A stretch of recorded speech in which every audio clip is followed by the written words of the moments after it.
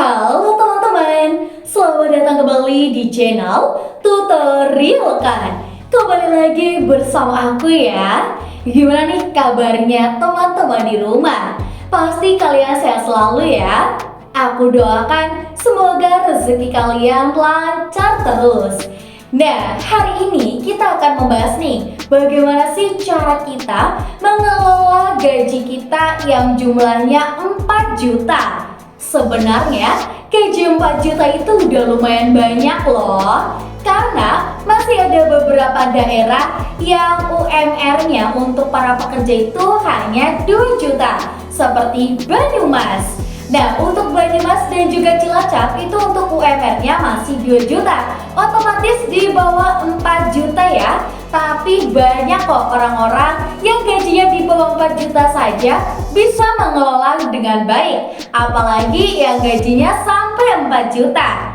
Tapi meskipun uang gaji kita banyak, tentu saja kita harus tetap mengelola gaji kita supaya digunakannya itu untuk kebutuhan yang memang penting. Apalagi kalau kalian lagi mempersiapkan hubungannya serius nih sama pacar kalian, tentunya harus hemat banget ya. Kira-kira gimana aja ya cara mengelola gaji 4 juta?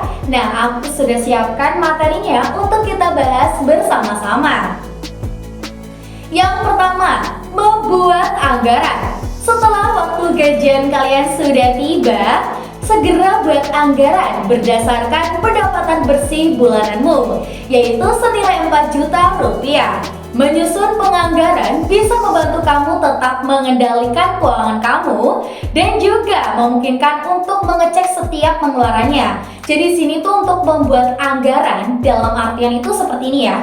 Semisal aku mempunyai gaji 4 juta, tentunya kita list dulu nih data-data yang memang kita butuhkan. Kayak semisal data bulanan, terus semisal data uang harian. Nah, kalau aku ya dengan gaji yang mungkin 4 juta, aku bakalan menargetkan untuk bahan-bahan yang ada di rumah. Kayak semisal aku anak kos, aku bakalan menargetkan uang 500.000 untuk keperluan kayak sabun mandi, terus kebutuhan pribadi seperti wangi-wangian, dan juga makanan pokok yang bisa disimpan di dalam kulkas. Itu untuk yang pertama. Tentunya kebutuhan pokok itu penting banget ya. Yang kedua, itu untuk uang-uang yang semisal kita itu jajan. Nah, kalau bisa kalian itu mempunyai 2 dompet. Yang pertama untuk dompet uang main ataupun uang kayak kalian ngafe gitu ya. Yang kedua itu untuk uang untuk kayak kebutuhan-kebutuhan sehari-hari kalian.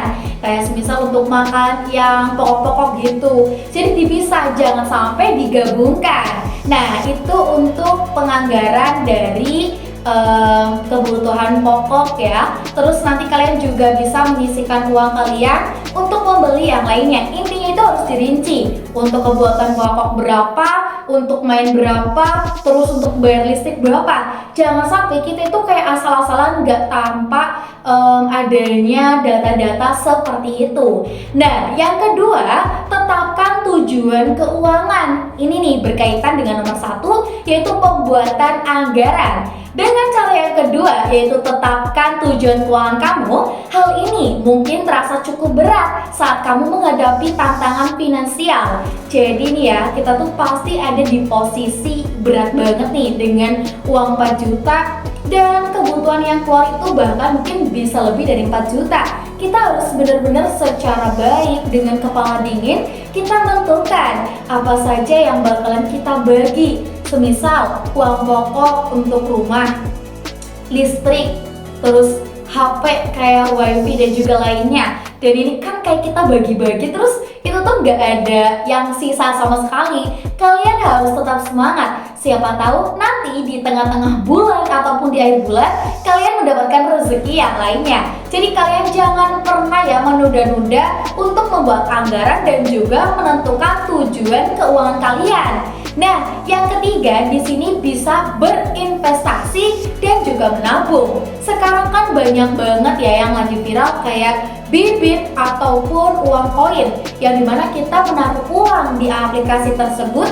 Nanti setiap bulannya kita akan mendapatkan komisi, itu untuk investasi. Tapi lebih baik dan juga lebih aman kalian menabung. Dan kalau semisal kalian menabungnya di bank, pasti ada potongan. Jadi lebih baik kalian tabung sendiri dengan celengan ya. Karena dengan cara seperti itu pastinya kalian bisa nih sewaktu-waktu membutuhkan uang ini bisa langsung diambil. Sedangkan kalau kita nabung di bank, kita memerlukan beberapa waktu untuk mencairkan uang yang kita tabung.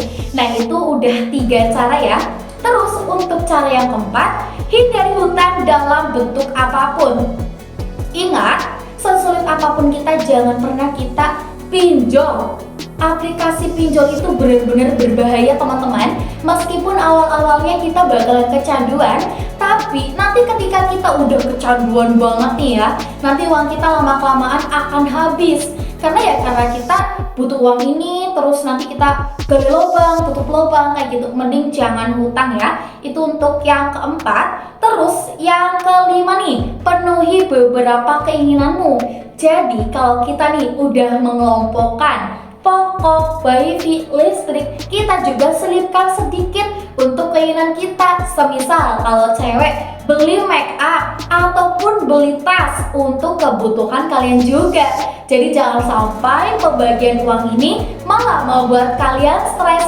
Jadi tetap masukkan untuk list keinginan kalian seperti aku ini. Jadi setiap bulan itu memang gak bisa beli yang terlalu banyak, tapi kalau bisa ya satu barang di satu bulan itu terbeli dari keinginan kita sendiri. Dengan kayak gitu kita bakalan mendapatkan semangat kerja yang sangat tinggi. Dan di sini yang keenam ya, kalian itu investasi yang cocok untuk keluarga itu ya dengan cara nabung ya. Jadi kembali lagi nabung kepada keluarga kalian sendiri. Jadi itu adalah beberapa cara kita mengelola gaji 4 juta kita. Yang pertama, buat anggaran. Yang kedua, tujuan anggarannya itu apa? Terus yang ketiga tadi ya, kita berinvestasi. Keempat, nabung ya. Jadi semuanya itu harus terpenuhi semuanya. Dan yang kelima, kita juga harus menyisipkan keinginan pribadi kita. Dengan seperti itu, untuk uang berapapun ya, itu bisa terpenuhi dengan cara-cara yang sudah aku sebutkan. Jadi mau kalian gajinya 4 juta, 2 juta, ataupun bisa kayak 500.000, pasti bisa terkendali dengan anggaran yang sudah kalian gunakan.